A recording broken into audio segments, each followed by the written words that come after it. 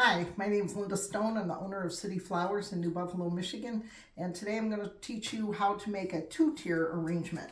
We're going to use this ceramic container that I have. You could use any kind of a bowl or even a square cube or any low container to achieve this same look that we're going to do.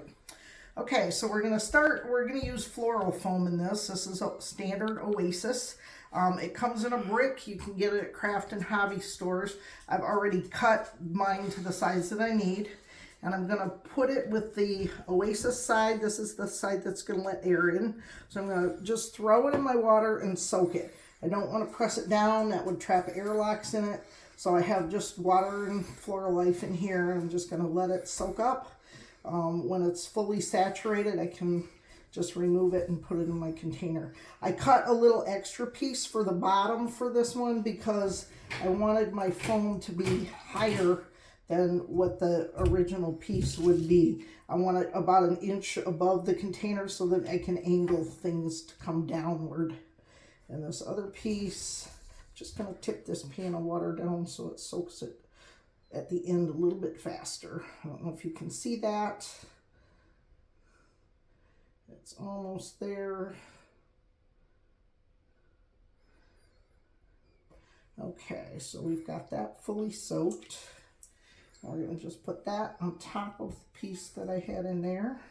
I'm just going to move this pan out of the way a little bit.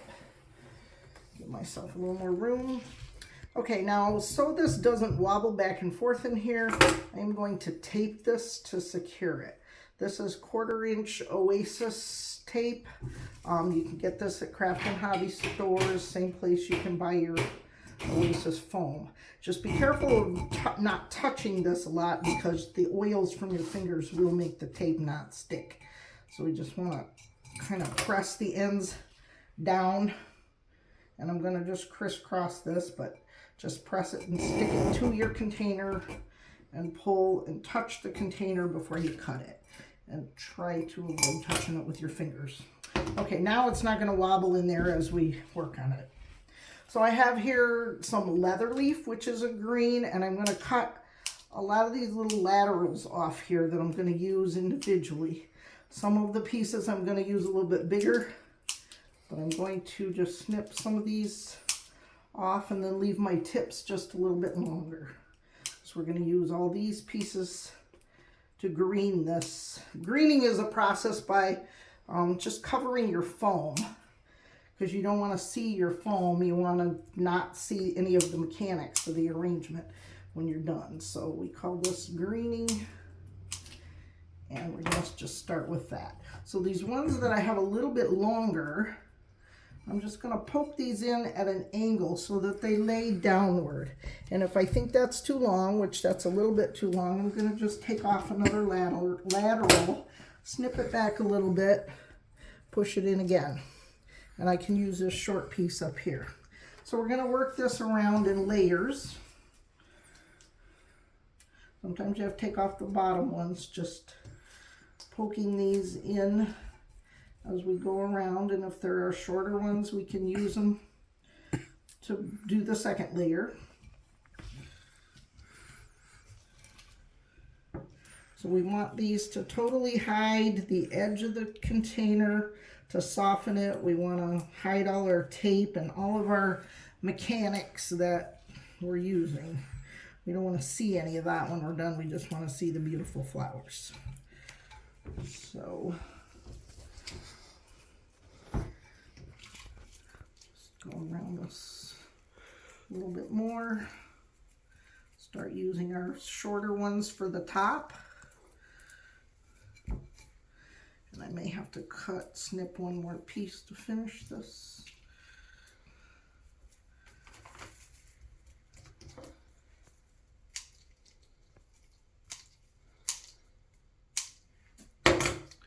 Use this longer piece right here.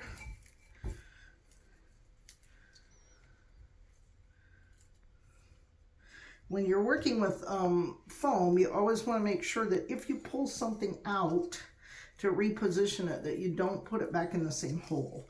Everything needs a tight contact with the foam for maximum water uptake. So if you're sticking it back in the same hole, it's not going to have a real tight contact and it may not hydrate properly. So always make a new hole. You don't want to make too many holes in the foam or you may crack it. So in the beginning when I was learning, I was always pulling stuff out and repositioning, and my foam looked like a sponge because I had way too many holes in it. But with practice, you get better at that. Okay, I think we've got enough of that in there. We have a little bit, just a little bit where you can see the tape at the top. But when we get all the flowers in there, we're gonna cover that up. Okay, so now we're gonna do a combination of a couple different things here. We're gonna start this one. I'm gonna make a 2-tier arrangement, and we're going to start with our height in the middle.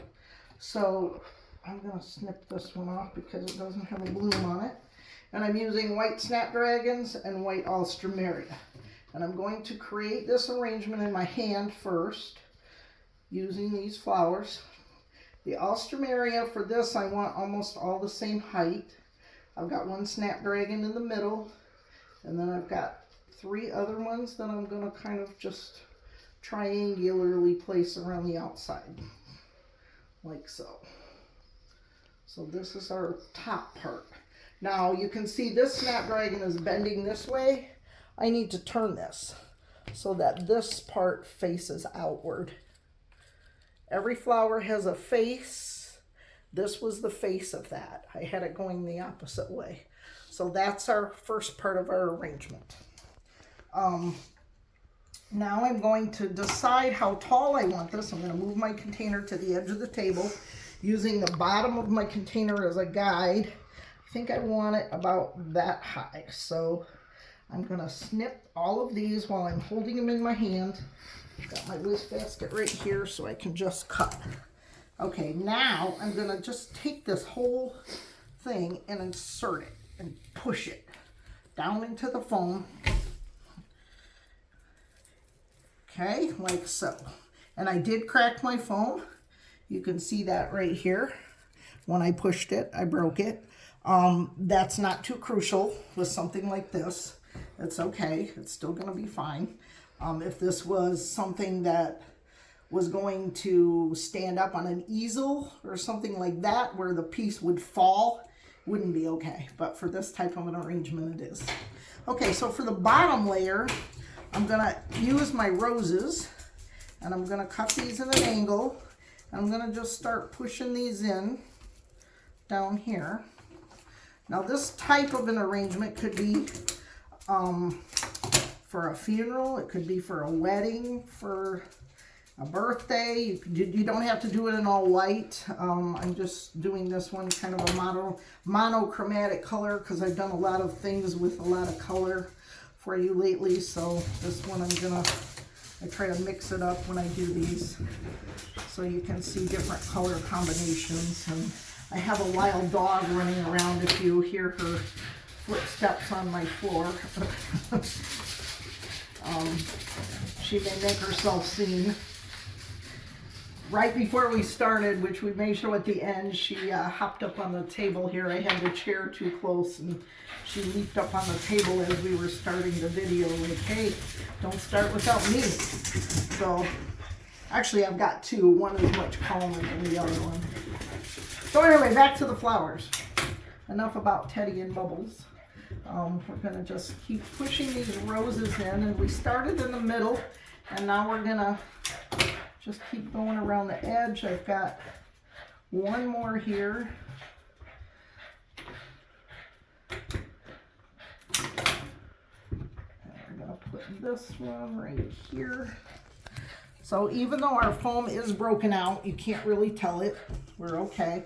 Now I only had one hydrangea left, but I can make that work because in this arrangement, because I'm going to cut each one of these laterals off here and use these as singular pieces, as a little bit of a filler in between these roses.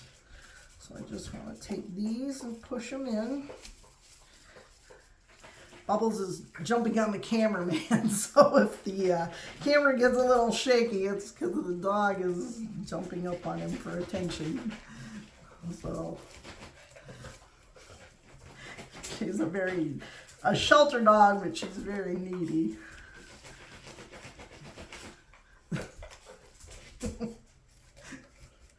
Okay. Sorry, I'm losing my composure here with the dog. And we're putting the last one of these in. Bubbles. Okay, so we've got our roses and our hydrangeas in. Now we're gonna put a little bit of this other green. This is called variegated pittosporum. Sounds like a disease, and I always laugh at the name, or we just call it variegated pit. This is just gonna add a different texture, different color a little bit. And this comes in tall pieces like this, but if you can see what I'm doing, I'm cutting each lateral out. So I can cut this one out and use it, and then I have this piece as a centerpiece right here. I can go down to the next rack and cut it. So out of that one stem, I got like 5 pieces that I can put in here.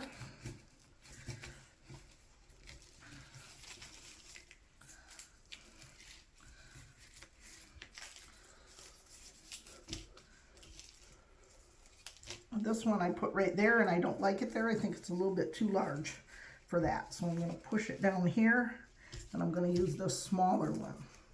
So I just need to make sure that I don't put it in the same hole so that it hydrates. That looks better. And we'll put this big one right under here. So now we've got a different green in there. This one you really wouldn't want to use as a table centerpiece unless you went higher again, because if you were sitting at a dining table with this, this might be in the way of seeing who's across the table from you. So you don't want to obstruct people's view with it. You want to always make sure that, you know, you have the arrangement the right height for what you need. Okay, this filler that I'm going to put in here, this is called Ginestra. And it has kind of a very sweet floral smell to it. I'm cutting the little laterals off, and then I'm going to clump them together and insert them as like one piece. So I'm going to put some of that right up here. I like things that just give the arrangement, I call it, they give it movement. You know, as if the flowers were, if they would blow in the breeze, they would move. As like opposed to just roses do not have movement to them. But these small fillers and greens and types of things like that do allow, and that one is not in there properly. Let me find a better hole for that. There we go. You can also start at the top with your Ginestra, cutting out the center, and then go down like we did with the pit and cut your pieces out that way. So again, we've got like 4 or 5 pieces out of this one stem here. I'm gonna push that in.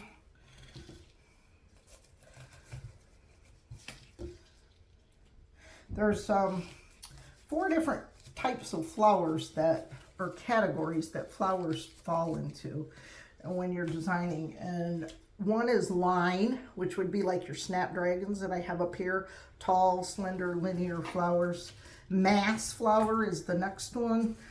That would be like roses, something heavier and with a large mass of petals. Form. Form would be like bird of paradise, lilies, callas, anything that has a distinct shape or form to it. And then your filler, which can be foliage or small dainty blooms like baby's breath or this Ginestra that I'm using. So an interesting arrangement usually has at least 3 of the 4, sometimes all 4. But most of them would have 3 of the 4. If you can do them with only 1, but they're a little bit more monotonous, I think, that way. If you want something really to have different textures and shapes and interest to it. Keep those rules in mind that you want to kind of use 3 of the 4. Okay, I'm going to look at this and see I need a little bit of Genestra right there. So I'm going to finish off this piece by cutting that one and then this one. So we've got 2 pieces here that we'll insert. This one, put right there. And this one may be a little bit long, so I'm going to cut that off.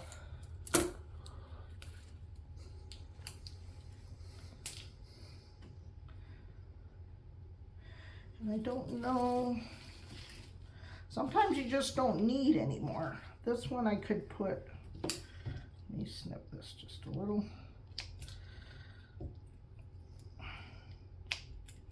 I could make this work right here because I don't have any at the bottom here.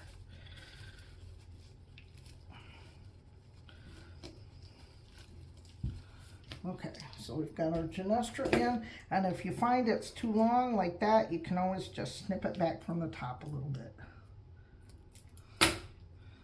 Okay, now the last thing I'm going to put in this one is a green called Italian Ruscus. And greens also can be another type of filler. This one again just adds a different shape, a different texture to it, and I'm cutting each one of these laterals separate. Although again, when I get to the top, I'm going to just cut the tops out like this and then use these pieces. This one has again, movement, motion to it. Everything kind of flows from the center and out. And we're going to put another piece of Ruscus in there. A couple more. Cutting from the top.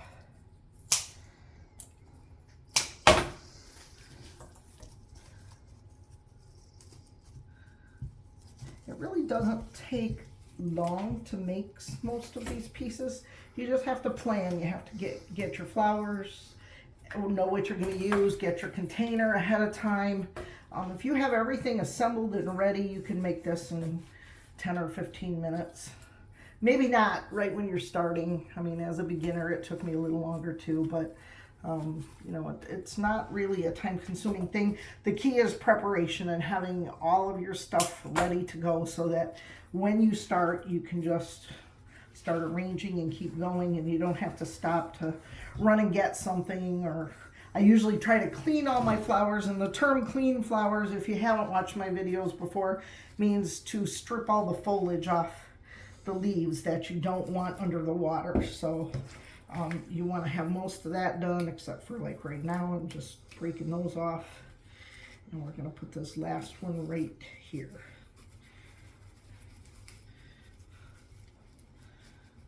Okay, and then you have a beautiful arrangement, centerpiece. Who wouldn't be wowed by that if you gave them that for their birthday? So I hope you enjoyed this. I hope you learned something today, and I look forward to seeing you again. Hi, I'm Linda Stone, the owner of City Flowers in New Buffalo, Michigan. Today I'm going to show you how to make a 2-tier arrangement in a ceramic bowl. Did you stop? Mm-hmm.